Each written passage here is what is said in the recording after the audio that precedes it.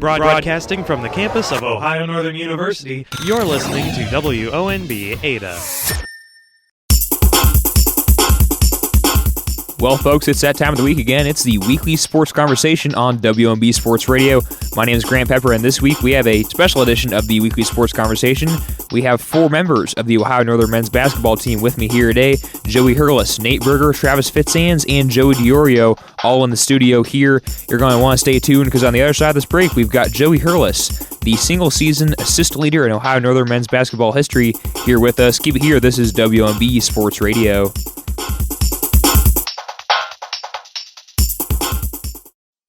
Would your business survive a disaster?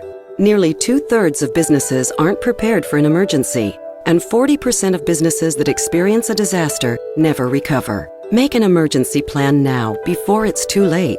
For a free online tool that helps you develop an emergency plan to keep your business up and running should disaster strike, visit ready.gov/business. Brought to you by the Federal Emergency Management Agency, the American Red Cross, and the Ad Council. Life can hit you with the unexpected. The loss of a job, a sudden illness, a dramatic jump in your mortgage payment, leaving you feeling helpless. If you've fallen behind on your mortgage, it's time to take control.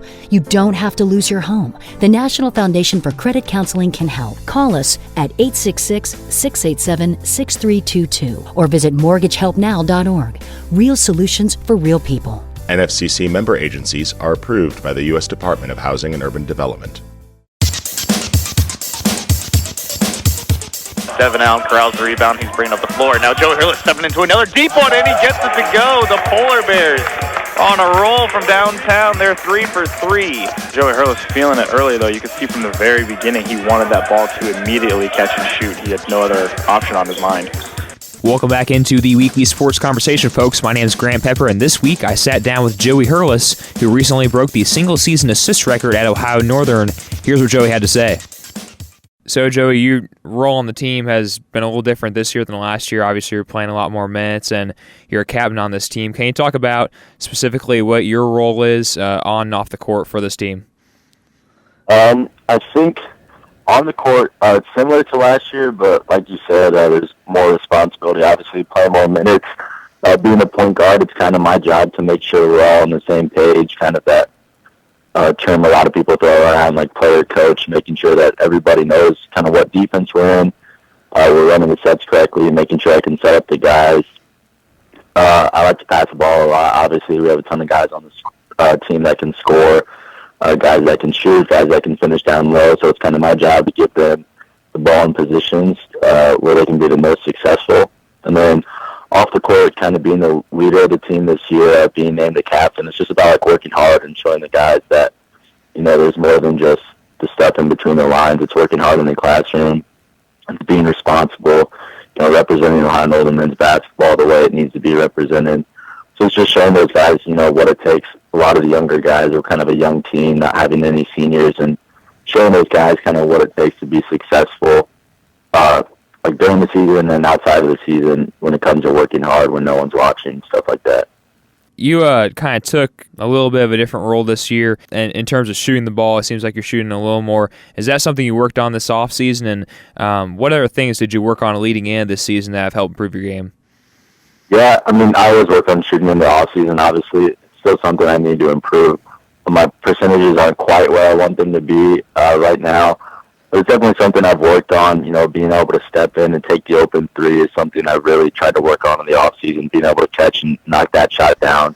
Because of the way our offense works, you know, we have two big horses down low that get the ball a lot. And, you know, when they get double-teamed or when the ball gets reversed, being able to hit that shot. So it's just working on that. And, you know, I always work on my ball handling, always work on improving my court vision. You know, when you can dribble the ball, do different drills and stuff like that, and your handle gets that much tighter and that much quicker, it allows you to kind of keep your head up.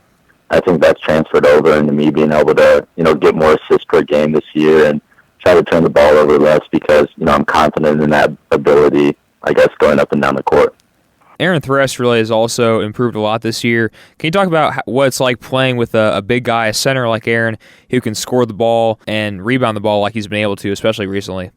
Yeah, I've loved playing with Aaron, and he makes my job really, really easy. You know, having, you know, in my opinion, I'm a little biased, but I think the best big guy in the league, and a guy that you can throw it down to, in crunch time. Big guys that can take care of the ball, go to his left shoulder and score the basketball. It's really nice, and not only it's just the scoring, but it's the rebounding and kind of being a presence down there. We have some good shooters on our team, but being able to throw the ball inside out, the inside out three is one of the best shots in basketball. So having a guy like Aaron who understands the game, and you can throw it down to him. If it's not open, he'll kick it out and we'll get a good look. But just having that dominant presence down low, we know going into every single game that we pretty much have the advantage at the 5 spot. So it's nice to have, it's a nice presence down low. And, the other night, being able to shoot free throws and rebound the way he does, I think he had like 18 rebounds in our game. So that's huge for us. I mean, anytime you can win the rebounding battle, in our league, in the OSC with some big, strong guys, it's really, really crucial. Right. The OSC has been really competitive this year, especially with John Carroll, Marietta, and Mount Union all being top 25 teams. Having played 3 years in the conference, what separates the upper echelon from the rest of the pack? Yeah, I think, those teams are all really good this year. They've been good since I've been a freshman. I think it's just having depth, at every single position. There's, every team at this level has a couple guys that can play. But when you can put, not only 5 guys out there that know how to play at every single position, the guard spots and the big spots, but to be able to bring guys off the bench that can also contribute. I mean, John Carroll has a rotation of 10 guys, and I know both the other teams, I think, Mount's leading scorer comes off the bench, and just stuff like that. They're deep teams, and they're good at every single position. And I think Ohio Northern, we're right on the cusp of being that good. We have a ton of really good guys in the program. We're still kind of learning how to play together. But I think we're really, really close to kind of taking that step forward and being, what those teams have been for so long. With just 3 games left in the regular season, what are your team's goals as you currently sit in a tie for 5th place with Capital? Yeah, we definitely want to finish the season strong. Obviously winning out is the primary goal right now, but we know, every game matters at this point, so we're not looking ahead too much. Originally, we were kind of looking at that 4th place spot to get a home seed in the OAC tournament, but with BW's win, that's going to be kind of tough this past weekend. But we definitely want to be in that 4 or 5 game with them and just win out, and be playing our best basketball when the OAC tournament rolls around. We kind of had a rough stretch there the first round of the OAC, but we're playing a lot better basketball now. And I think we have a pretty good feel for the league. We have a pretty good feel for the teams we're playing against. So it's just about, improving every single day of practice, having that transfer over to the games, and then hopefully making a good run in the OAC tournament. Switching gears a little bit here, what kind of music are you listening to right now before games, and who are you listening to in particular? I like to listen to, rap and hip-hop before games.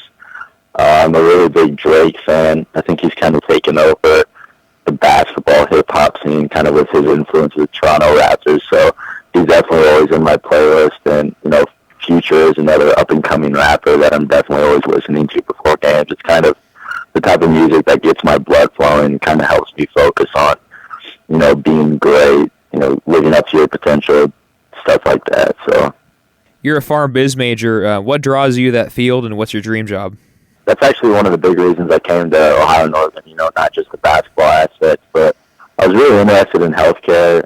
I was actually looking at going pre-med for a little bit, but then once I got introduced to ONU, business was always something that interested me, so pharmaceutical business was kind of a way for me to combine 2 of my passions going forward. So it's been great, learning about the healthcare field. And my dream job, I guess, going forward would be something like medical device sales or pharmaceutical sales. It's just something that really interests me. There's a ton of jobs where you can kind of be the specialist that goes into the hospital and shows like a surgeon how to, implant a certain medical device or something like that. It's just something I'm really interested in, trying to help people, but also being able to kind of travel around and make some money while I'm at it. So on Wednesday night against Heidelberg, you broke the single-season assist record at Northern. What's that mean to you, and what's that really kind of say about the growth you've had in your 3 years here, and especially this year in particular? Yeah, that was pretty cool. I actually didn't know I was that close to it. I knew I was having a pretty good year, assist-wise, just because of some articles and stuff that I read, but I didn't know I was that close to the single-season assist record. And, being able to, I guess, get that special to me, but at the same time, it's all about winning for our team, and I know that assisting all the talented players around me kind of puts us in the best position to win. I'm glad that I could do that this year. It's kind of always been in my blood. In high school, I was able to set a couple of the assist records at our high school, and I guess that kind of transferred over to Northern. I'm pretty lucky. I always tell people that passing the ball is not as hard as people think. I'm lucky that I play with so many talented scorers. I mean, you mentioned Aaron, and we have some of the best shooters in the league, guys that you throw it to and they're going to knock it down.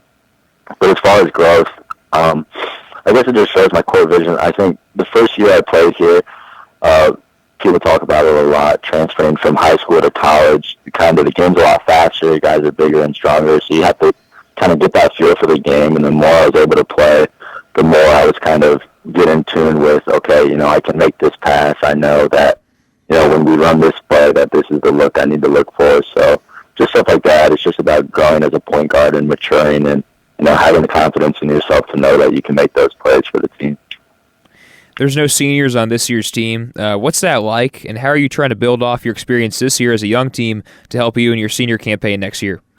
Yeah, the no seniors thing, it's, to me it's exciting. It's a great opportunity for our team. I think that, a lot of people look to that as a negative because you may not have, the experience that you need to make a tournament run, but, people forget that, our junior class this year, a lot of us were playing as freshmen, so when we do have about 3 years of experience under our belt and just being able to lead, the younger guys, the sophomore, and, we have a couple good freshmen that could be really good players for us, and just showing them, this is what it takes, and we know that, if our team keeps growing, that, this year is very, very important to us, but it's not the end all. I guess when you're looking forward, we know that, we could be really, really good again next year, having every single guy on our roster back. So it's just growing and learning together. Like I said, the more you play together, the more comfortable you are together, and the more experience, the freshmen and sophomores can get. So it's exciting. I guess a lot of people can be scared of the word potential, but I think that our team isn't. I think that our team kind of takes it in stride and keeps trying to get better each and every day. All right, Joe, thanks for your time. All right, thank you. You're going to want to keep it here on WONB Sports Radio, as we will have Nate Berger on the show next. Berger is taking the OSC by storm and is quickly becoming a problem for opposing point guards. Keep it here. This is the weekly sports conversation on WONB Sports Radio. Every hiring manager knows that a company is only as good as the people it's made from. So where do you find the best people? That may surprise you. Meet the grads of life. Young adults of unique determination and experience. An ideal fit for your company in an entry-level position, internship, or even mentorship. They might not have every qualification you typically look for, but they're exactly who your company needs. This is talent worth knowing about. Go to gradsoflife.org to learn how to find, cultivate, and train this great pool of untapped talent. Brought to you by the Ad Council and gradsoflife.org. I am dedicated. I am TNT. Team in Training will change your life with a marathon, half marathon, triathlon, or a cycle event, and you'll change the lives of blood cancer patients. Join TNT, fundraise for blood cancer patients, train with world-class trainers, and be part of the most exciting endurance sports events in the country. Or train on your own schedule with TNT Flex. Join TNT now. Go to teamintraining.org. Nate Berger hesitates to the top of the key and then takes it all the way in with the right hand. Beautiful drive there from Berger. Like I said, no one on this Polar Bear team looks tentative at the moment. And we're back here in the studio. This is the weekly sports conversation on WONB Sports Radio. My name is Grant Pepper, and this week I sat down also with Nate Berger, the sophomore backup point guard who has come into his own this season and has become an offensive leader in Ohio Northern's second unit. So, Nate, you've emerged as a solid backup point guard to Joey Hurless this season, playing more minutes as the season's gone along. Can you talk about what you bring to the table as a backup on both offensively and defensively? I think offensively, me as well as our second unit, I think we really get after it. We shoot the ball really well, provide a spark on offense, really help get the team going.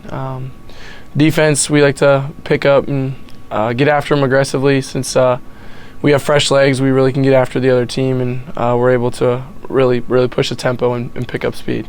What are some things you've learned from Joey, having played behind him for almost 2 years now, that have kind of molded you a little bit here as a sophomore? Two things, really. He always is out there hustling and talking, really shows great leadership. He's really helped mold me through watching him and playing with him, and my ability to step up as a leader and to be able to lead the team on the court. And also just his court vision, how he pushes the ball and sees the court while staying under control really helped me, like I said, with our second unit, being able to push the ball and see the floor well. What have you personally improved on the most this year, either over the course of season or in the offseason heading into this year? I think being more consistent, being better with the ball, better shooter, better on defense, just working on being more consistent and knowing what you're going to get when I'm on the court. Now, you guys have won 5 out of your last 7 games, including a big win on Wednesday against Heidelberg. What are some things that you're focusing on right now heading into this home stretch, the last 3 games of the regular season? What are your team's goals? I think our big goals are to continue to get better, to continue to improve defensively and offensively, and really work to find our groove here as we head into the tournament. Get our position as best as we can going into the tournament, and being able to play our best ball going into the tournament and hopefully make a deep run here. You play Muskingum on Saturday at their place. Last year had kind of a tough go there, lost by 20 to a team that finished near the bottom of the conference. Why is it hard to play there? And going back to earlier this year when you played them right before Christmas, what are some things that you guys did well in that win, some things that you guys have seen from the film that you'll need to improve on Saturday's game? I think the biggest thing is we need to, when we push out a lead, we need to continue to hold it. We have to continue to play our game. Not relax. I think last year we got lackadaisical with the ball a lot, which led to a lot of turnovers, and unfortunately we couldn't keep our gap between them and the score. So through film this year, we realized, once we get that lead, we got to be able to hang on to it. It's a tough place to play, and they make a lot of runs. We just have to be able to hold their runs to a couple points instead of allowing these big runs to let them back in the game. Yeah, Aaron Tress had 26 and 18 in the win against Heidelberg this week. Aaron's improved a lot, at least in this offseason as well, heading into this year. What are some things that Aaron brings to the team? And as a point guard, what are some things that Aaron provides that help you with your game on the court? One, his rebounding is really picked up this season.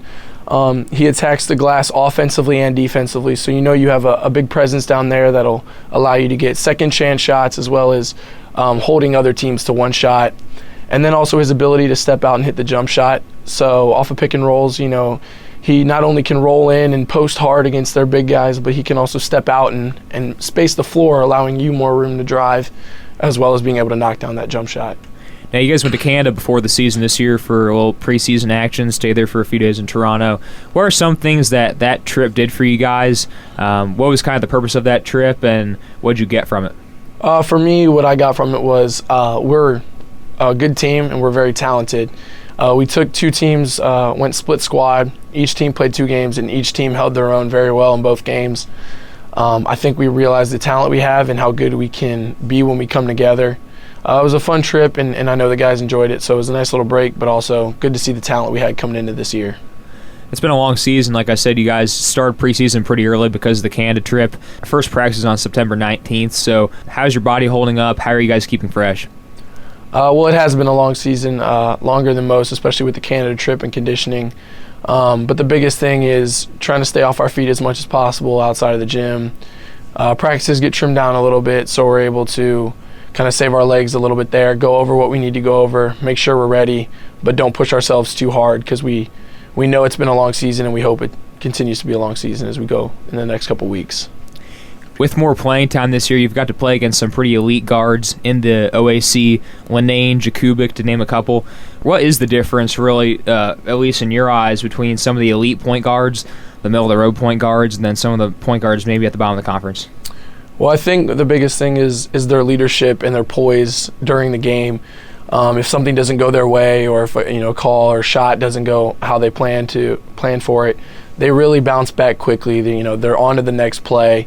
If they miss a shot, they're back on defense. They've got their team talking, and they really just bring a sense of calm, I think, to their team on the court, as well as the confidence to know that with them on the court, they're a very good team. So they really inspire their teammates and really get after it out there. With 2 more years left in your college career, what are some of your goals heading forward here? Well, we have a very young team this year. We're bringing everyone back, and we also have a strong sophomore class this year in terms of numbers, depth, and talent. So my personal goal is for us to be playing at a very high level by the end of next year and in our senior year, and make a deep run. I know a lot of guys in high school had a lot of success in the tournament, and I think we want to have those magical runs again.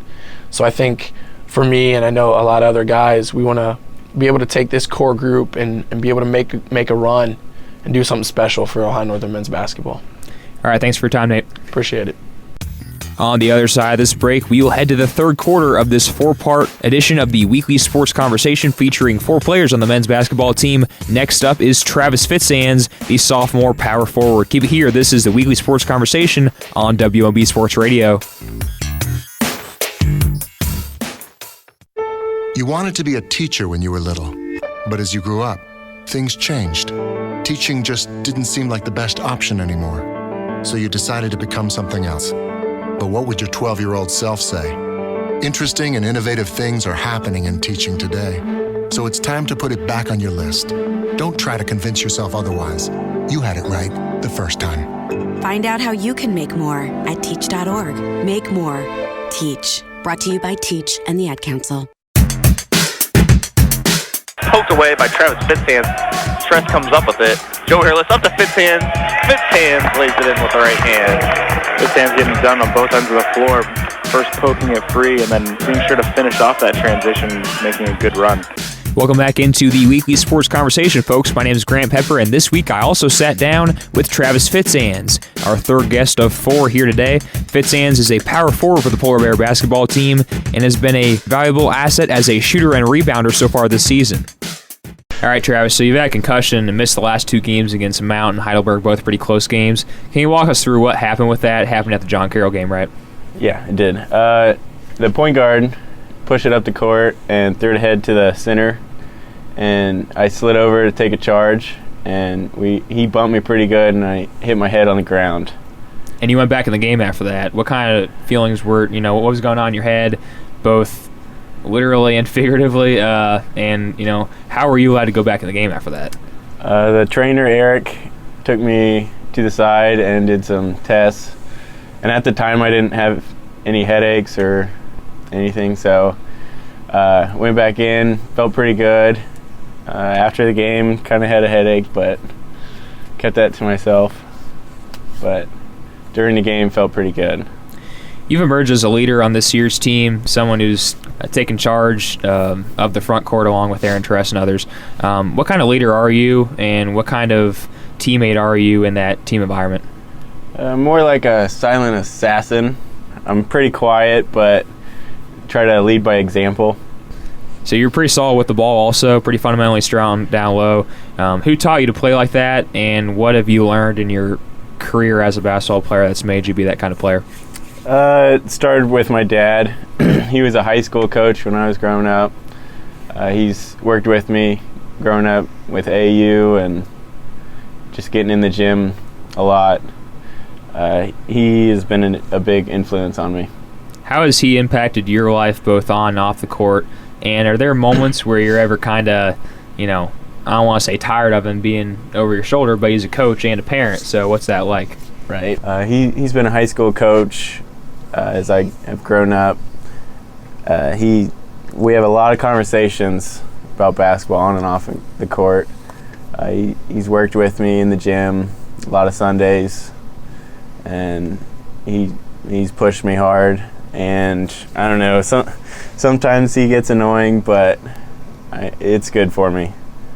You've got 2 pretty solid point guards in Nate Berger and Joey Hurless in the backcourt to play with this year as well as next year. Can you talk about the differences between those 2 guards? Joey's kind of more defensive, and Nate's kind of more on the offensive side. But Joey looks to pass more, Nate looks to shoot more, but both are overall pretty solid. What are some things that you think the team has maybe improved on over the course of this year? You've won 5 out of your last 7 games, and so what are some things maybe, especially on the offensive side of the court, we've seen some improvement that you guys have worked on this year and gotten better at? Well, we just playing harder lately, I think. We kind of struggled over break, and we just never gave up, kept pushing. Shots are starting to drop. Joey DiOrio hitting some shots of late, so that has helped a lot. Yeah, right now you're kind of in the mix with that second unit along with Berger, Joey DiOrio, Ryan Geisy, and others. What kind of things do you bring into that second unit, and what kind of things does that unit bring in the game when you guys check in? We're kind of all unselfish. We look to just spread the floor. We can all shoot the ball. We can all score. We all play pretty good on defense. We're just pretty good teammates together. You guys don't have any seniors this year, and you have obviously quite a few juniors and sophomores, so you're going to have pretty much the same team heading forward next year with a couple freshmen obviously mixed in.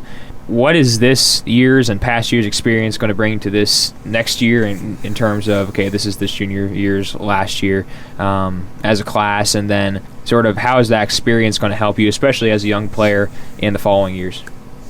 Well, we've kind of struggled the last 2 years, but we all know that next year's the final year with them, and everything we do this year is leading to a better next year. All right, thanks, Travis, for your time. Yep, no problem. In our final segment of this week's special edition of the Weekly Sports Conversation, on the other side of this break, we will talk to Joey DiOrio, a sophomore who has quickly emerged as a sharpshooter off the bench for the Polar Bears. Keep it here. This is the Weekly Sports Conversation on WONB Sports Radio.